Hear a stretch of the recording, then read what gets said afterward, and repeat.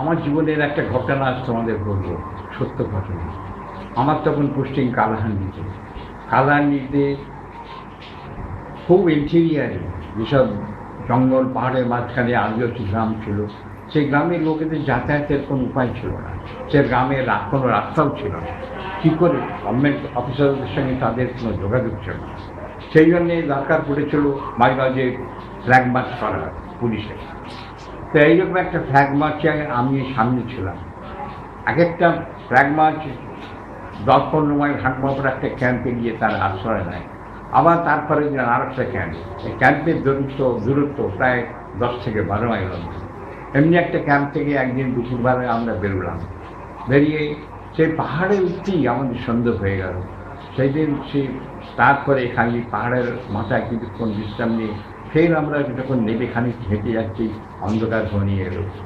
শীতের দিন, কিন্তু চাঁদনি রাত ছিল। কিছুটা যাওয়ার পর এক কনস্টেবল আমাকে বলছে, স্যার একটা সম্বর দাঁড়িয়ে আছে।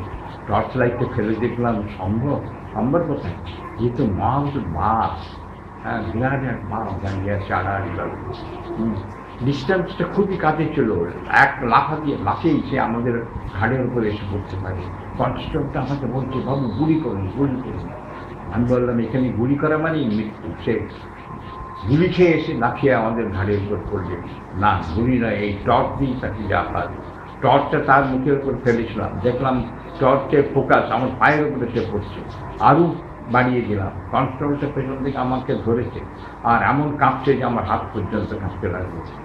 কিছুক্ষণ পরে, না কতক্ষণ এভাবে ছিলাম বলতে পারবো না, তখন খালি আমার সামনে আমার আত্মীয়দের মানে মুখ ভেসে উঠছে। আমার দৃষ্টি বাঘ পর্যন্ত ছিল না। কতক্ষণ এভাবে ছিলাম বলতে পারি না। তারপরে একটা গর্জন, ছোট্ট গর্জন, তাকিয়ে দেখি বাঘটা নেমে যাচ্ছে নিচের দিকে। কিছুটা যাওয়ার পর বাঘ একটা হুঙ্কার আর গর্জন করলো। গভীর রাত্রিতে বাঘের যে গর্জন, সে ভাবাই যায় না। সেই জন্যই অনুভব করেছিলাম সেটা কি ভয়ঙ্কর। কনস্টেবলটা আমার মানে সেন্সারির সঙ্গে উল্টে পড়ে গেল। আর একটা কনস্টেবল পাগলের মতন একটা গাছে উঠতে যাচ্ছে আর কত পড়ছে। হ্যাঁ, আমি তখন ভাবলাম এখান থেকে পালিয়ে যাওয়া দরকার। তাড়াতাড়ি উঠে আমি কনস্টেবলকে ধরলাম, চল এই কনস্টেবলটাকে ফেলে রেখে আমরা পালাই। তারপরে মনে হলো না, তিনজনে একসঙ্গে বেরিয়েছি, মরতে হয়তো তিনজনেই একসঙ্গে বলবো। তারপরে আমরা সে কনস্টেবলের দুজনে ধরে, হ্যাঁ, তাকে ঘাস করে দৌড়লাম। আমার হাতে রাইফেল, ওর হাতে টর্চ। এমনি করে কত দূর গেছি বলতে পারবো না। শেষ পর্যন্ত মনে হচ্ছে আর শক্তি নেই, মরে যাবো। এই সময় মনে হল যেন দ্বিতীয় ক্যাম্পের কাছাকাছি আমরা এসে দিচ্ছি। তারপরে কোনো মতো সেই ক্যাম্পের ভিতরে ঢুকে আমরা ঢুকবার পরেই আমরা সব টেনশন শেষ করি। হ্যাঁ, তারপরে সেদিন তারপরে দেখি যেন সেই কনস্টেবলের জুতো শোলটা ঘাসটা থেকে ছেড়ে উঠে গেছে। পরে খবর পেয়েছিলাম, আমরা প্রায় 5 মাইল রাস্তা ওই কনস্টেবলটাকে টানতে